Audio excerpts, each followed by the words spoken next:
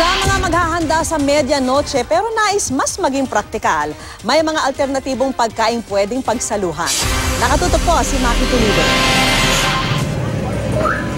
Bida sa anumang handa ang Pinoy, ang lechon.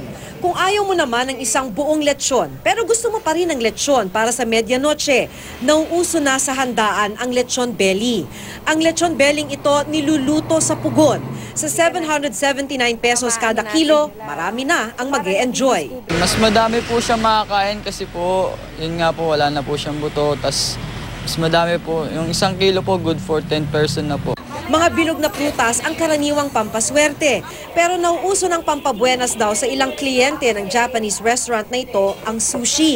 Kapag inayos na kasi ito sa isang tray, maraming magkakatabing bilog. Bilog na, no cholesterol pa. Healthy food. Kung may mga bagong uso, may hindi mawawalang handa na sumisimbolo sa gustong makamit sa papasok na bagong taon. Para raw sa mahabang buhay, nandyan ang pansit. Pampahaba na nga ng buhay, pamparami pa ng handa. Yung isang order nga lang, kasya na ang 4 or 5 tao. Nasa 120 yun. Dahil mahalaga naman ang pamilya, gusto mong lagi kayong magkakasama, kaya karaniwang may malagkit. Sa Kamuning, Quezon City, 10 pesos ang kada piraso ng biko, sapin-sapin, kutsinta at bibingka galapo. Ganun daw yung pamahiin para daw may malagkit sa sa mesa. Kung sama-sama yung pamilya sa buong taon.